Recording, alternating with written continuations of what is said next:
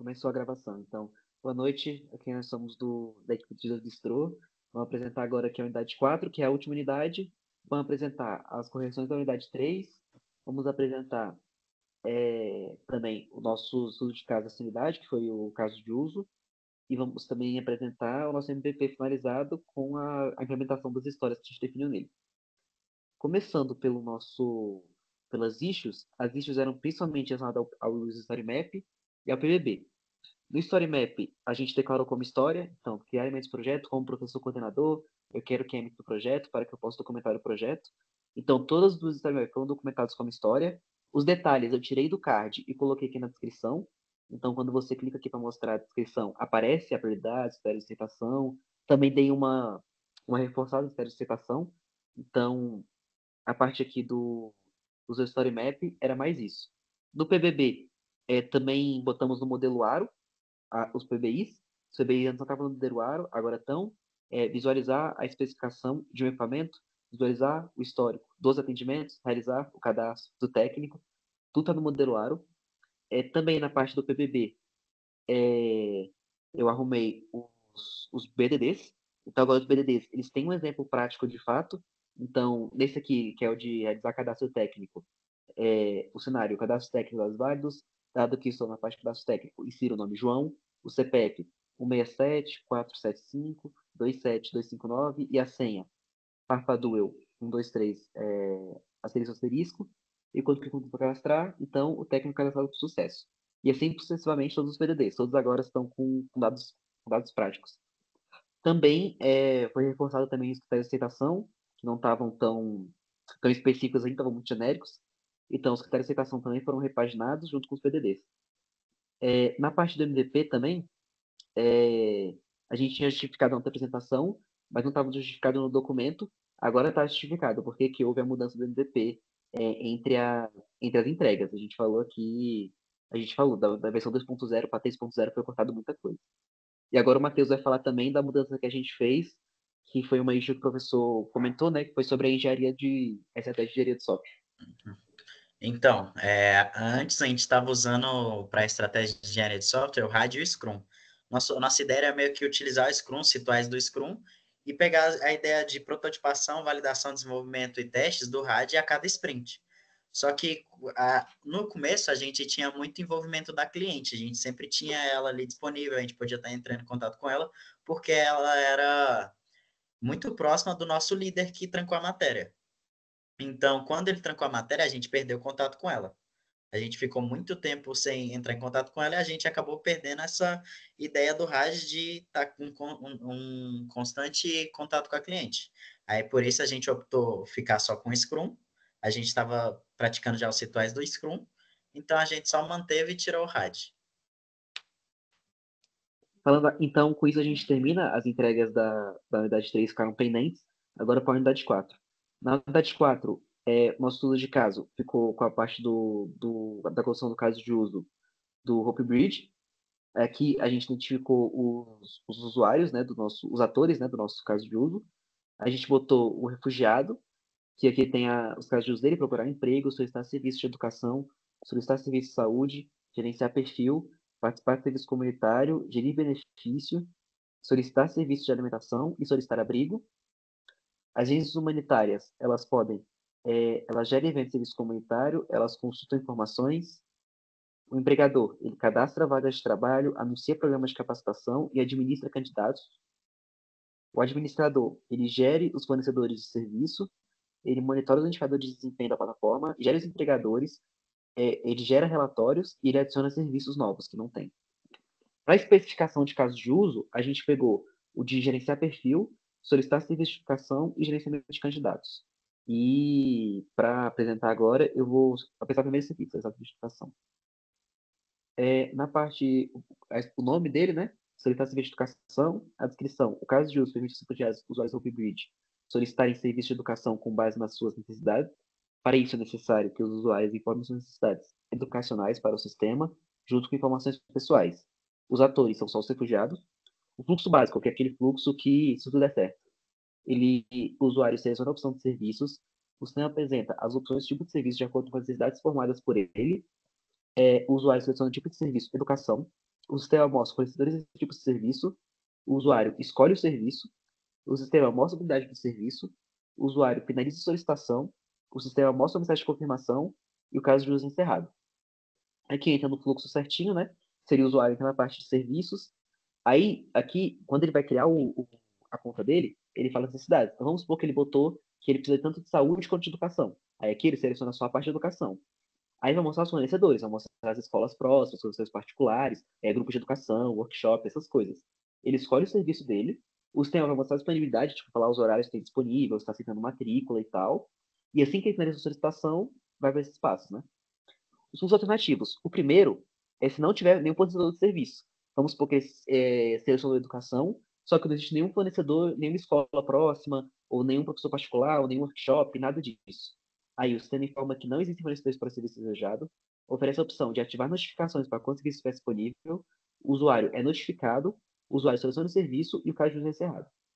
O outro fluxo é quando o fornecedor não pode disponibilizar o serviço. Quando você tem fornecedor, tipo, você tem uma escola, só que vamos supor que ela não está fazendo matrícula agora porque está no meio do ano. Aí é outro fluxo alternativo. O sistema informa que o fornecedor não tem disponibilidade de serviço, o sistema oferece a opção de ativar a notificação, o usuário é notificado quando o serviço estiver disponível, o usuário solicita o serviço e o caso de uso é encerrado. Fluxo de exceção. O primeiro fluxo de exceção é quando o usuário não tem nenhuma necessidade. Sendo assim, o sistema retorna uma mensagem do usuário para ele adicionar uma necessidade. E ele volta para o passo 2.1. Isso aqui é porque é o seguinte: como ele tem que informar as necessidades quando ele cria o cadastro, pode ser que ele faça o cadastro e não bote educação. Bote educação só depois, só quando eles forem precisar de serviço. Então pode acontecer dele solicitar o serviço sem ter necessidade nenhuma. Então, por isso a gente criou esse fluxo de exceção. A pré-condição é que ele esteja logado. Após condição é registro das atividades. Vamos supor, se ele fez matrícula em uma escola, que fique registrado quando ele fez a matrícula. Se ele contratou um professor particular, que fique registrado quando foi o contato e tal. Requisitos especiais, ele deve estar disponível via móvel. Isso ele falou que é uma das coisas que o Rubid tinha que ter. E também visualizar os prestadores de serviços, mesmo sem conexão à internet. No documento também falava, né, que era muito importante que o sistema tivesse opções offline. Aqui não teria como você marcar uma matrícula ou realizar um cadastro no workshop ou um professor particular sem internet. Então eu botei que pelo menos você pudesse visualizar. Tipo, tu tá com internet, aí o sistema salva as escolas próximas e tal. E quando você abre, você consiga visualizar elas, mesmo que você não consiga, de fato, fazer uma matrícula. Informações adicionais, eu botei aqui um exemplo prático, né? Mohamed, de 20 anos, formou no cadastro que uma de suas necessidades é o serviço de educação, pois seu filho de 7 anos precisa continuar estudando. Ao acessar o sistema, ele navega até a área de serviços e seleciona a categoria de educação. O sistema, então, exibe todos os fornecedores desse serviço. E Mohamed encontra uma escola que aceita e inclui os refugiados. Verificando a disponibilidade, ele percebe que há vagas disponíveis e, em seguida, solicita o serviço, entrando em contato com a escola. E foi isso. Qual outra especificação você quer apresentar, Iderlan? Gerenciar perfil. Beleza. Então, basicamente temos a descrição, né, desse caso de uso, que é o seguinte: é basicamente o processo pelo qual o usuário ele vai passar dentro da plataforma para poder ter um cadastro, né? Então, nós definimos como o nosso ator principal o refugiado, porque ele que vai passar por todo esse processo, né? Então, o nosso fluxo básico dos eventos, pode descer um pouquinho? Pode descer um pouquinho? Obrigado. O caso ele vai se iniciar quando o refugiado ele acessa a plataforma, né? E quando ele selecionar gerenciar perfil. Nisso, o sistema ele vai criar as seguintes opções: criar perfil, editar perfil e excluir perfil. Editar perfil e excluir perfil são fluxos alternativos.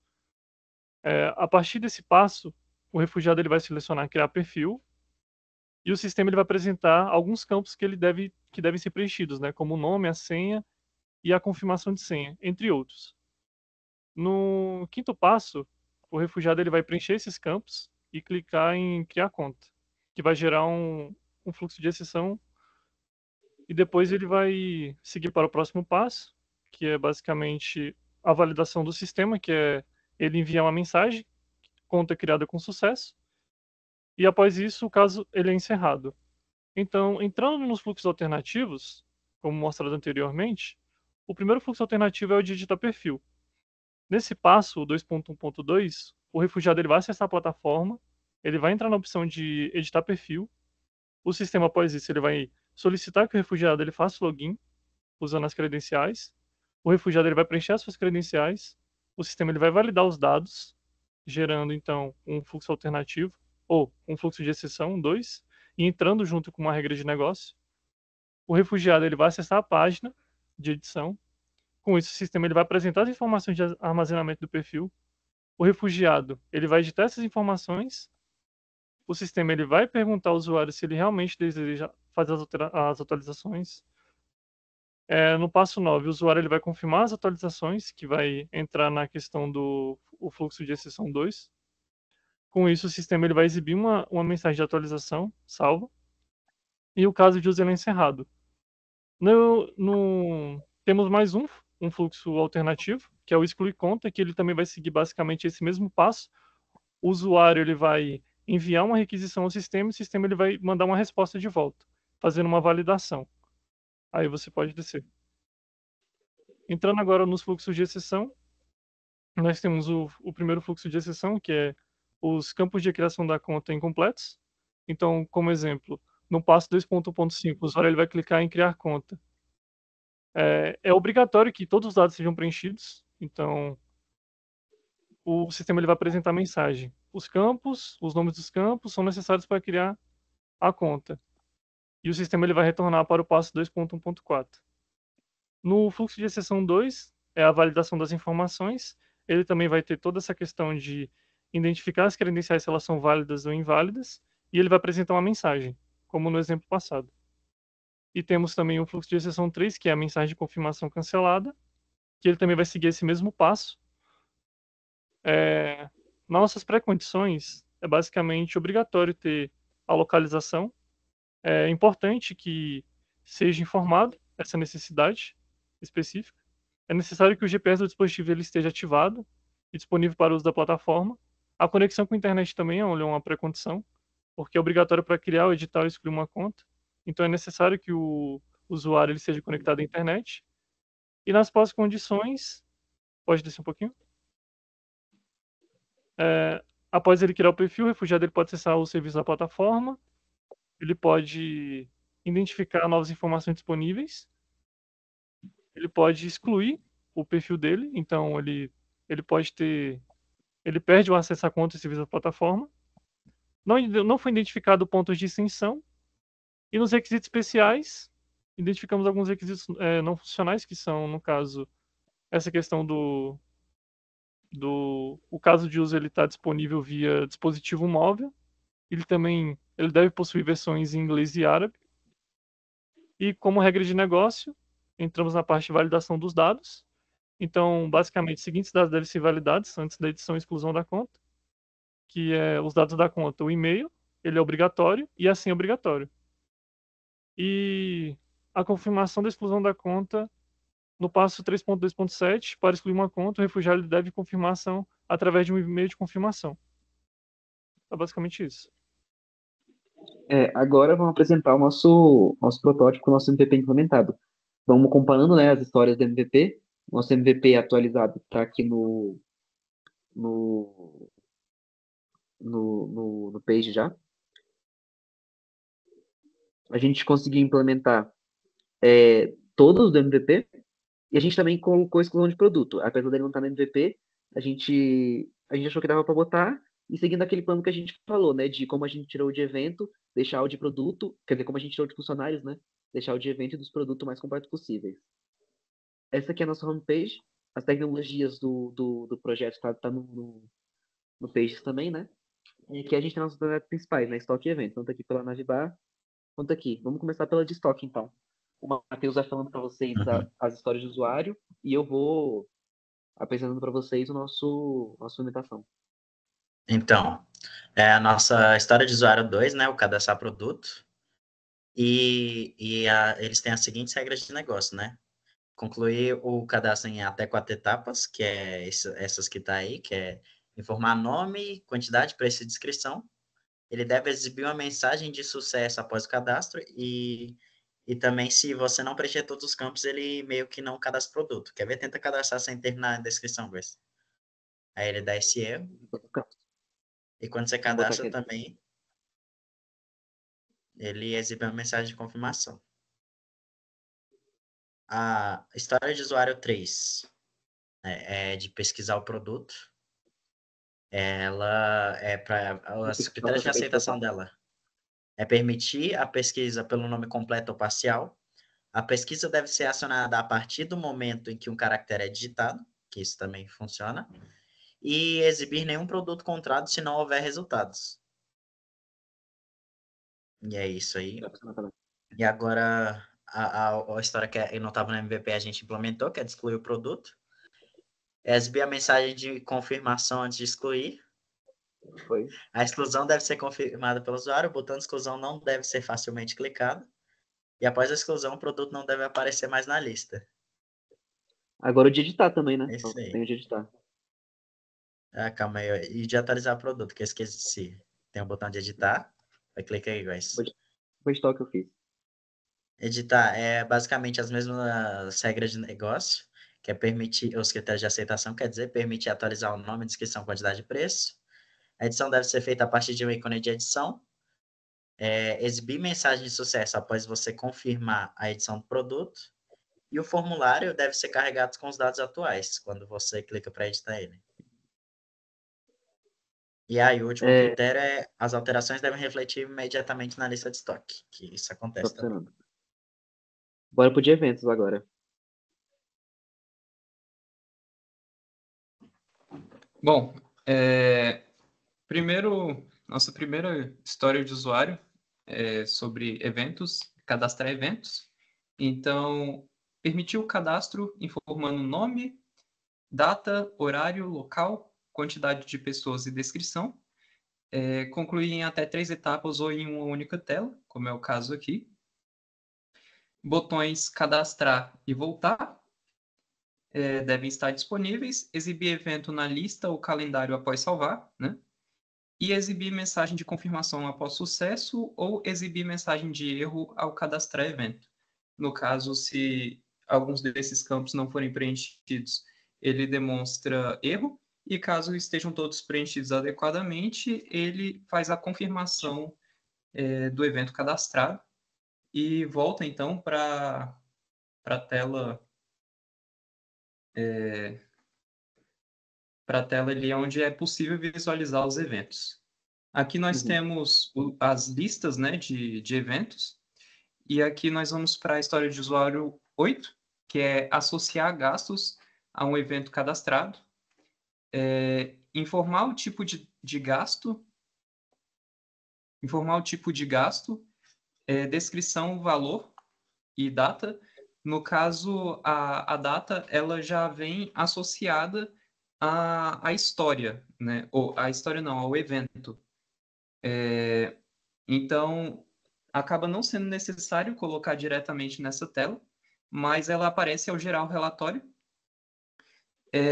O tipo de entrada você define ali como entrada e saída, a descrição e qual seria o valor, né? Isso é adicionado.